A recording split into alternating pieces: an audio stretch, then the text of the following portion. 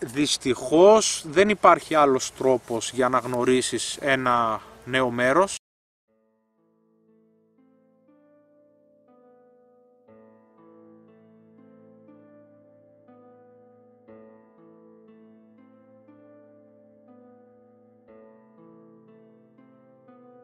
Καλησπέρα σας.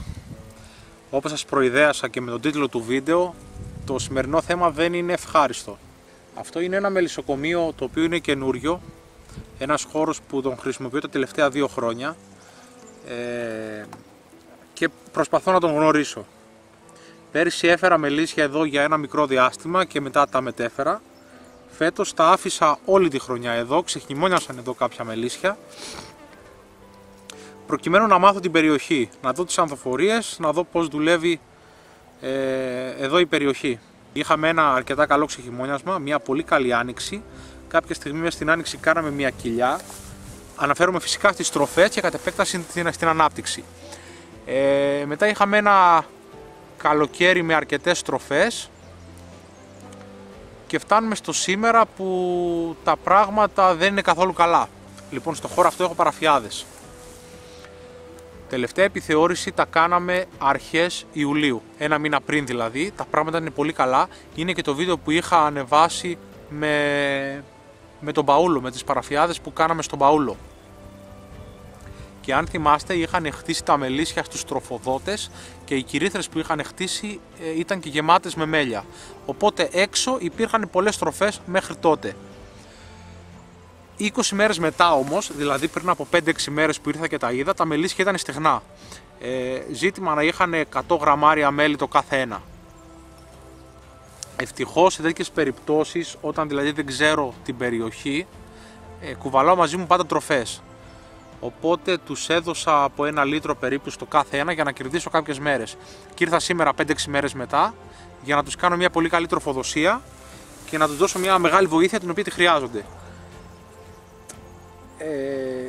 Δυστυχώς δεν υπάρχει άλλος τρόπος για να γνωρίσεις ένα νέο μέρος, για να κάνεις ένα καινούργιο μελισσοκομείο, από αυτό να φέρεις μελίσια εδώ, να τα κρατήσεις όλο τον χρόνο, να κάνεις επιθεωρήσεις όσο πιο συχνά γίνεται, κάτι που εγώ λόγω χρόνου δεν μπορώ να κάνω, και να παρακολουθήσεις να κρατήσεις σημειώσεις και βέβαια όχι μια χρονιά. Φέτος δηλαδή η χρονιά μπορεί να είναι απλά εξαίρεση και η περιοχή όλες τις υπόλοιπες χρονιές να είναι φοβερή και εγώ να την αδικήσω. Οπότε φέτος απλά αποκτούμε μια εικόνα. Το ίδιο θα κάνω και του χρόνου και του παραχρόνου και σε λίγα χρόνια θα έχω πιο ασφαλή συμπεράσματα για το χώρο αυτό.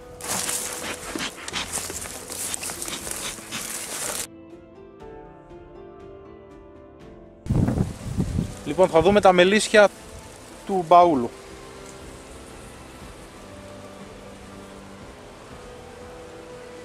Κάτι σταγόνες μόνο και κάποιες γύρες από εδώ.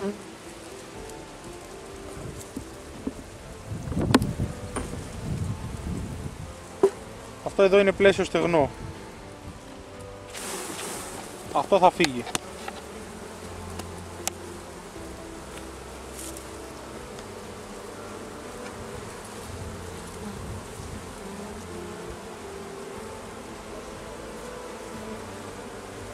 Εδώ έχουμε γόνο. Εδώ βρίσκεται και η μάνα.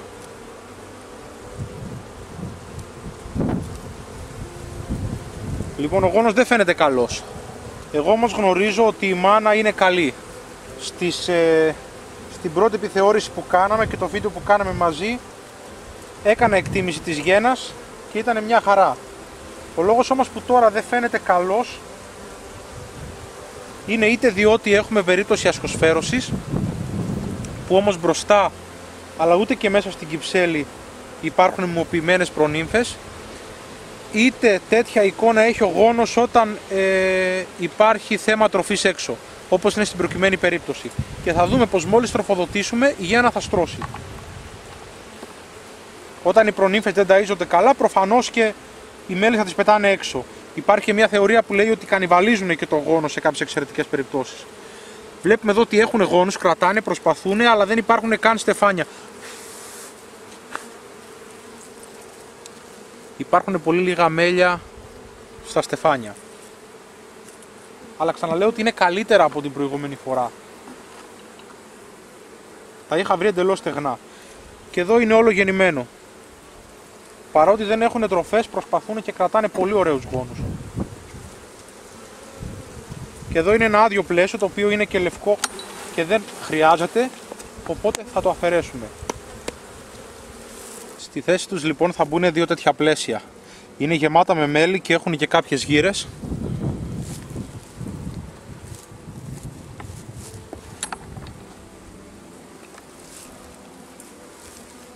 Και ένα ακόμη. Τα πλαίσια αυτά τα έχω κρατήσει. Κρατάω κάθε χρόνο τέτοια πλαίσια. Δεν τα τριγάω, μπαίνουν στην άκρη για κάτι τέτοιες περιπτώσεις.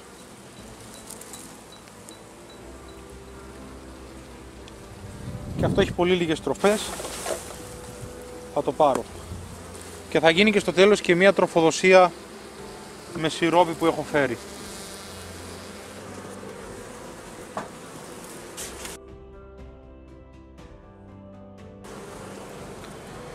Πλαίσιο στεγνό το οποίο θα αφαιρεθεί.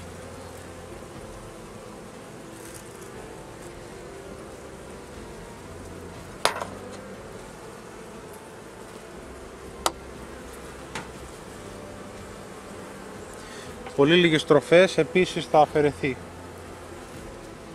Ή θα το αφήσω εδώ στην άκρη.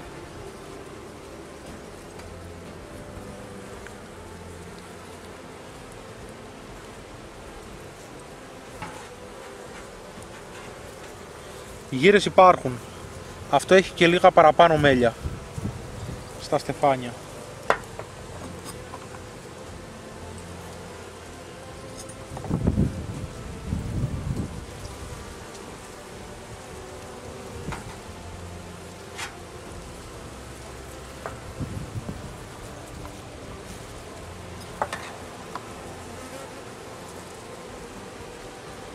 Και αυτό εδώ είναι όλο γεννημένο.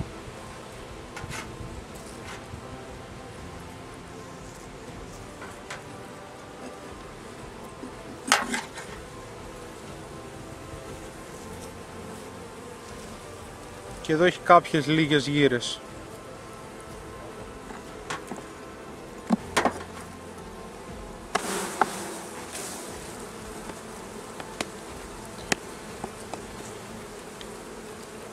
Φέρνουν κάποια φρέσκα μέλια. Δύο πλαίσια στεγνά αφαίρεσα. Δύο γεμάτα με μέλι θα δώσω. Και αυτό θα συνεχιστεί και με τις υπόλοιπες παραφιάδες. Υπάρχουν και κάποιες οι οποίες κόπηκαν νωρίς. Αυτές που πρόλαβαν και αναπτύχθηκαν, κάποιες δεκάρωσαν, κάποιες μείνανε στα 8 πλαίσια, έχουν τροφές και αποθηκευμένες και φέρνουν και αρκετές φρέσκες.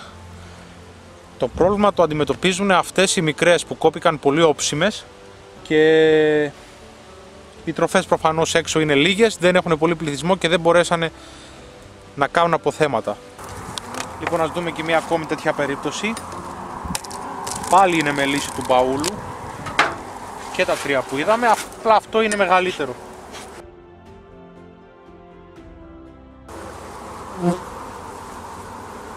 Τελείως άδειο, αλλά με πληθυσμό.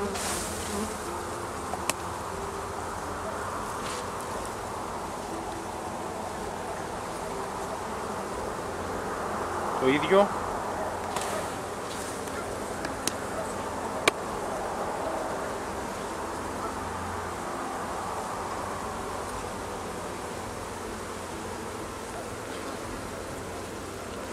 Εδώ έχουμε πολύ μικρά στεφάνια, αλλά έχουμε. Είναι αυτό που είπα, ότι τα μελίσια τα οποία είναι πιο μεγάλα κάτι βρίσκουνε. Ορίστε στεφανάκια. Πολλές τροφές σίγουρα δεν υπάρχουν, δεν υπήρχαν μέχρι τώρα, αλλά τα μεγάλα μπορούσαν και καλύπταν τις ανάγκες τους. Το πρόβλημα το είχαν τα μικρά.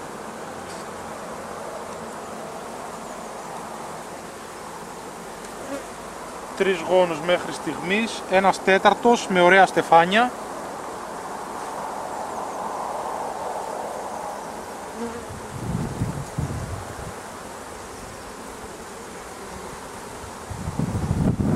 Πέμπτος γόνος με αρκετές γύρες.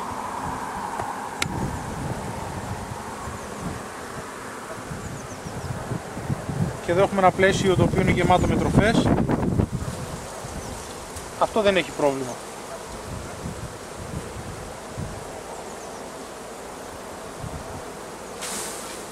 Και ένα άδειο. Θα του δώσω ένα μόνο πλαίσιο.